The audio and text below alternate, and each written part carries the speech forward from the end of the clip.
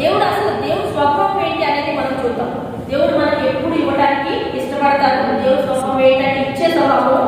దేవుడు ఏంటంటే మనకి జీవితం ఇచ్చాడు. దేవుడు మనకి జీవితం ఇచ్చినప్పుడు దేవుడు మనకి సమస్తము కలిగేద్దారని నమ్మకం ఉండాలి. అంతే. ఒక్కోసారి మనం కొన్నిసార్లు కొన్ని పోగొట్టుకుంటాం. మనకు అనారోగ్యం రావచ్చు, మనకి మన కుటుంబ సమస్యలు రావచ్చు, మనకి చాలా ఏదో ఒకటి వస్తుంది. అప్పుడు మనకి దేవుడు లేడు, నాకు ఇవ్వలేదు అనేది అనుకోవాలి. దేవుడిని వెంటనే లేదు, మనకు తిరిగి ఇస్తాడనేది ఒక నిరీక్షణ, ఒక నమ్మకం అనేది ఉండాలి. అది మనకి గొప్ప క్రైస్తవులు అనేది చాలా ఇంపార్టెంట్. ఎందుకంటే దేవుడు స్వభావమే ఇచ్చే స్వభావం, తీసుకునే స్వభావం దేవుడిది కాదు, ఇష్టపడ్డాడు. కానీ ఈ రోజుల్లో చాలా మంది ఏంటంటే ఇష్టానుసారంగా వాళ్ళు అదే చెప్పట్లేదు, తప్పుల మార్గాల్లో వెళ్ళి కరెక్షన్ చేస్తారు, అంటే తప్పులు దారి వెళ్ళి తప్పుడు దారిలో తప్పు సంపాదించుకోవాలి, లేకపోతే ఏదైనా చేయాలి, అట్లాంటి తప్పుతనాలు చేయాలి. కానీ ఏదో ఎట్లాంటి కార్యాలు చేసి దేవునికి అంటే దేవుడికి ఆశీర్వాదం పోకుండా దూరంగా వెళ్ళిపోతూ ఉంటారు. అయితే మనం ఒకసారి ఇంకొక వాక్యం చదువుతాం సహోదరి. కీర్తనలు 106 చదవండి. ఏ ముఖ్యం అంటే సమస్తము కంటే మనకి ఏ ముఖ్యం? సమస్తం సంపాదించుకొని నువ్వు అసలైన ముఖ్యం పోగొట్టుకుంటే ఏమి ప్రయోజనం? కీర్తనలో వారు కోరినది ఆయన వారికి ఇచ్చాడు. ఆయనను వారి ప్రాణములకు ఆయన క్షీణత కలుగజేసెను. వారి ప్రాణములకి ఆయన క్షీణత కలుగజేసింది. అంటే ఏంటి ఇక్కడ ముఖ్యము? ప్రాణం అనేది ముఖ్యము అన్నట్టు మనము ప్రాణము దేవుడి కోసం ప్రాణం ఈ లోక సంబంధమైన ఆశ కోసం మనం ఆశపడదు. మన ప్రాణం దేని కోసం ఆశపడాలి? దేవుడి కోసం. మన ప్రాణం కానీ మన ఆత్మకోవాలంటే దేవుడి కొరకైతే మనం. కానీ సమస్తం ఇచ్చి కూడా మన ప్రాణం పోగొట్టుకుంటే ఏం లాభం? కానీ ఇప్పుడు మన నయోమి వాళ్ళ భర్త విషయంలో అదే, కుమార్ విషయంలో అదే. ఏదో ఆశపడిపోయారు కానీ వాళ్ళ ప్రాణమే పోయినప్పుడు ఎంత సంపాదించిన ఏం లాభం? సో అలానే దేవుడు అంటే దీవిస్తాడు. కానీ ఈ వాక్యం మనం గుర్తుపెట్టుకోవాలి. నీకు అంత ఇచ్చినా కానీ ఈ రాత్రి అన్నాడు కాదు, నువ్వు ఇరువు తాగు, కానీ ఈ రాత్రి ఇది ఎంత కానీ ఈ రాత్రి ప్రాణం తీసేసుకుంటారు. అప్పుడు ఏం చేస్తావు? ఇవంతా. అందుకనే విలువైన దాని గురించి మనం ఫస్ట్ దాని కొరకే ప్రయాసపడాలి. కానీ ఈ ప్రాణం ఈ లోక సంబంధం కొరకే కాదు, దేవుడి కార్యం కొరకే మనమే ప్రయాసపడాలి. అదే యేసుక్రీస్తు వారు అయితే ఎప్పుడు దేవుడిని మన మంది ఎలా అడుగుతామంటే మనకి ఏదైనా కావాలంటే ఫస్ట్ మన డిమాండింగ్ లాగా నాకు కావాలి, ఇది కావాలి, దేవుడా ఈ రోజు నాకు ఇచ్చేయి, నా బిడ్డలకి తెచ్చేసే, నాకు తెచ్చేసే, నాకు నా ఒక్కొక్కసారి మన అనారోగ్య విషయంలో కూడా మనం తొందర పడతా ఉంటాం. అనారోగ్యం ఉంటే నాకు తొందరగా రేపు నయం అయిపోవాలి, ఇప్పుడే అంటే ఒక 2 రోజులు వారంలో దేవుడిని ఖచ్చితంగా దయ చేస్తాడు. తన సమయం అని, నీ సమయం కాదు, నా సమయం కాదు, తన దేవుడి సమయం అంటే దేవుడు నీకు మనకు ఆరోగ్యం కానీ, మనకు సమృద్ధి కానీ, మన బిడ్డలకి కానీ, చదువు విషయంలో కానీ, వాళ్ళకి ఏదైనా సమృద్ధి కలగాలి తన చిత్తం జరిగితే తన సమయంలోనే దేవుడు ఇస్తాడు. కానీ ఖచ్చితంగా ఇస్తాడు. యేసుక్రీస్తు వారు ఎలా ప్రార్థన చేశారు? నీ చిత్తమే జరుగును. ఎప్పుడైనా దేవుడు కానీ మనం ఆ నీ చిత్తం అనేది మనం మర్చిపోయి డిమాండింగ్ ప్రార్థనలు మన ఎక్కువ ఉంటాయి. నీ చిత్తం అనేది మనము అంత ప్రాధాన్యత అయిపోవట్లేదు దేవుడిని. కొన్నిసార్లు మనము దేవుడు ఇచ్చేదానికి మనం ఆలస్యమైనదే దేవుడిని దూషించడానికి కూడా చాలా మంది దిగజారిపోతున్నారు, విశ్వాసంలో జారిపోతున్నారు, ఆరాధనకు కావడానికి ఇష్టపడట్లేదు. ఏముంది అక్కడ ప్రార్థన చేస్తూ సంవత్సరాల తరబడి ప్రార్థన చేసినాక జీవితాలు బాగుపడట్లేదు, మా కుటుంబాలు బాగుపడలేదు, మా ఆర్థిక సమస్యలు బాగుపడలేదు, మా బిడ్డలకు ఏమి సంబంధాలు రావట్లేదు, మాకు ఇవన్నీ అవన్నీ అని అన్ని చేస్తున్నారు అని విశ్వాసం దిగజారిపోతారు. అంటే దేవుని సమయం కొరకే కనిపెట్టలేదు. అసలు ఎక్కువ ఇంగ్లీష్లో పేషెన్స్ లేదన్నమాట. అంటే వాళ్ళకి ఓపిక లేకపోతున్నారు. అంటే దేవుడు ఏమైనా ఇస్తాడు. ఎందుకంటే మనం ఫస్ట్ నేచర్ చూసాం కదా, ఎందుకంటే చెప్పారు దేవుడు స్వభావం ఇచ్చే స్వభావం. ఎప్పుడు తీసుకోవాలి, నీ దగ్గర నుండి ఏదైనా లాక్కోవాలని కాదు. దేవుడు మనకి ఇవ్వాలని కోరుకుంటున్నారు కాబట్టి, కానీ తన సమయంలో ఇస్తాడు కాబట్టి అప్పుడు వరకు మనం వేచి ఉండాలి. కానీ మనం అంత ముందే దిగజారిపోయి ముందే మనం విశ్వాసం నుండి జారిపోయి మనం ఇంకా మన ఇష్టానుసారంగా అన్ని జాతులలో కలిసిపోయి అన్ని రకరకాలుగా క్రియలు మనం చేయడం ఇష్టపడుతున్నాం. ఒక్కొక్కసారి సందర్భం మనకు అనిపిస్తుంది, అయ్యో ఈరోజు దేవుడు మమ్మల్ని ఎంత ప్రార్థన చేసినా కదా, ఎందుకు ఇలా చేశాడు అని మనకు అనిపిస్తుంది కదా. చెయ్యొచ్చు కదా దేవుడా, నేను ఎంత విశ్వాసం ఉంటున్నాను, ఎంత ప్రార్థన చేస్తున్నాను, ఈ చిన్న పని కూడా నాకు అసలు చేయలేవా అని ఒక్కొక్కసారి మనం దేవుడితో అంటే దేవుడు నా సంతోడు అని ఎట్లా మనం అనుకోమా అంటాం కదా. అంటే ఒక్కొక్కసారి అయితే ఒక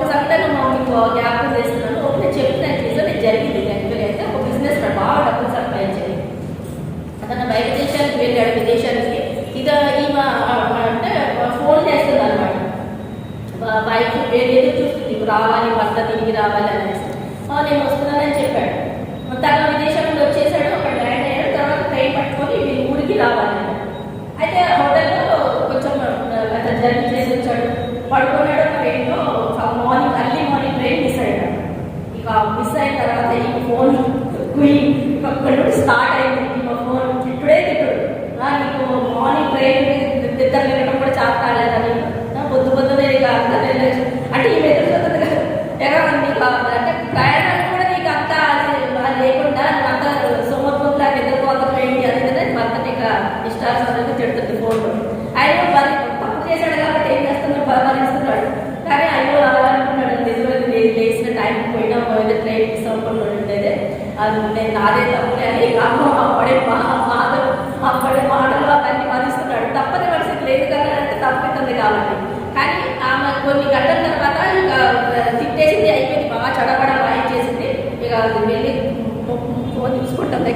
ఇక అమ్మలో మిస్ అయింది, వెంటనే వాళ్ళు వచ్చేది ఏదైతే మిస్ అయింది వాళ్ళు ఆడడానికి ఫోన్ చూసుకొని కూర్చోండి. ఇక 3-4 అవర్స్ తర్వాత ఫోన్ చూస్తుంటే పలానా ట్రైన్ ఇట్లా ఒక 2 అవర్స్ 3 అవర్స్ తర్వాత ఇట్లా పోయిందంటే ట్రైన్ యాక్సిడెంట్ అని చూసింది. షాక్ అసలు ఆమెకి ఒళ్ళు ఇట్లా మొత్తం చెమట పట్టిపోయింది. ఆమె అంతకుముందు కొంచెంసేపు ఉంటే దేవుడి మనసులో కూడా వచ్చే ఏంటి పొద్దున ప్రార్థన చేస్తున్నా కానీ ఆయనకి ఎందుకంటే ఆయన దేవుడితో కూడా పోరాడింది. కానీ ఇప్పుడు ఆమెకి దేవుడి దగ్గర వెంటనే బయటకు ఫస్ట్ 10 కాక్షం చేసే పోరాడపడేసి బయట పట్టుకుని దేవునికి స్తోత్రం, ఆయన ఎంత గొప్ప కార్యం జరిపించాలి, నువ్వు చేసే కార్యాలు ఆయన చాలా గొప్ప కార్యాలు దేవాలని అప్పుడు రియలైజ్ అయ్యాను. అంటే కొన్ని సందర్భంలో ఎలా ఉన్న సిచ్యువేషన్ అంటే మనకు అనుకూలంగా అనిపించేది దేవుడికి కరెక్ట్గా, అది దేవుడికి అది మన ఆ ప్రమాదంలోనే మన అక్కడి నుండి తప్పించాలని ఏదో దేవుడి ఉద్దేశం కలిగి ఉంటే కాబట్టి మన అక్కడి నుండి దూరపడతాం. అనేకసార్లు కొంతమంది మన జనాలతో కూడా దూరపరిచే కారణం అది. ఎందుకంటే వాళ్ళు మనకి రాగానే ప్రమాదంలో మనం పడేస్తామేమో, వాళ్ళు మన ప్రమాదంలో పడేస్తామో లేదో ఏదో ఒకటి జరగవచ్చు కాబట్టి వాళ్ళ దేవుడు మన ముందే ఏదో అలాంటి సిచ్యువేషన్ క్రియేట్ చేస్తారు. వాళ్ళకి మన మీద విరక్తి పుట్టేలా, లేకపోతే మనకి వాళ్ళ మీద విరక్తి పుట్టేలా మనం వాళ్ళకి దూరం అయితే రోజు మాడకూడదు. అదే మంచి ప్రశాంతత అనేది మైండ్ తీసుకుంటుంది. ఎందుకంటే దేవుడు ఇలాంటి కార్యాలు కూడా చేస్తారు. కానీ మనం మళ్ళీ ఆ టైంలో మనం అనుకుంటాం మళ్ళీ ఎందుకు ఇట్లా జరిగింది అది ఇది. కానీ దేవుడు చెప్తాం ఏదో గొప్ప పెద్దది ఏదైనా యాక్సిడెంట్ జరిగే దానికి కూడా చిన్న దాంట్లోనే పోగొట్టడం దేవుడికి ఇష్టం. అంటే దేవుడు అలా కొన్ని సందర్భంలో దేవుడు మనల్ని ఇలా కూడా చేస్తాడు. కానీ మనం ప్రతి దానికి దేవుడు అసలు మనం దేవుడు ఏ విషయంలో తప్పుపడదు. ఫస్ట్ దేవుడిది చేసేది ప్రతి కార్యము ప్రతిదీ కరెక్టే, కానీ సమయం సందర్భం బట్టి ఆయన చిత్త ప్రకారం జరుగుతుంది. మన ఇష్టం ప్రకారం మనం ఎంత చేసినా కానీ మనం ఎంత అనుకున్నా మన సమయం బట్టి అయితే అవి జరిగే కావు. అయితే మనము ఒకసారి ప్రాణం గురించి దాన్ని చూసుకుందాము. దేవుడు మనల్ని దీవించాలని కోరుకుంటున్నాడు, కానీ దేవుడు మన ఆజ్ఞను కూడా మనం పాటించాలి. దేవుడు మనం చెప్పిన ఆజ్ఞను పాటిస్తే అంటే మనల్ని దీవిస్తాడు. మన ఇక కూడా వాక్యం చెప్పారు, మనం దేవుని ఎంత బ్లెస్సింగ్స్ ఇక కార్డ్స్ తీసుకున్నా కూడా ఏం లేదు. దేవుని చిత్త ప్రకారం మనం నడుచుకోకపోతే అవి మనకు ఫలించవు. అవి మనం ప్రింటింగ్ హట్లోకి వచ్చినాయి కదా ఫలించవు. ఎందుకంటే అవి అందరికీ ఆశీర్వాదకరమైన వచనాలు. కానీ నీ జీవితంలో ఆశీర్వాదకరమైన వచనాలు ఫలించాలంటే నువ్వేం చేస్తున్నావు, నేనేం చేస్తున్నాను, నేను తీసుకున్న వచనం కాబట్టి నేనేం చేస్తున్నాను, దాంట్లో ప్రయాసపడుతున్నానా లేదా అది మనం ఫలించాలంటే నా క్రియలు బాగుండాలి, దేవుడికి నేను ఎంత విశ్వాసం ఉంటున్నాను అనేది మనం పరిశీలించుకోవాలి. ఒకసారి మనం మోషే ప్రవక్త కూడా ఏం చెప్తున్నారో దీవెన గురించి చూద్దాము. 14వ అధ్యాయం 4వ వచనంలో చూద్దాము. మోషే కాదు హోషేయ ప్రవక్త ఏం చెప్తున్నారో ఒకసారి చూడండి. వారు విశ్వాసఘాతకులు కాకుండా 14:4 హోషేయ వారు విశ్వాసఘాతకులు కాకుండా నేను వారిని గుణపరచుదును వారి మీదనున్న నా కోపము చల్లారెను మనస్ఫూర్తిగా వారిని స్నేహితులు చూడండి. ఇప్పుడు ఒక్కొక్కసారి చెప్పండి అయితే కనిపించినా కానీ మళ్ళా తిరిగి దేవుడు స్నేహితుడు అంటే కోపం చల్లారిపోతుంది దేవుడికి కానీ మళ్ళా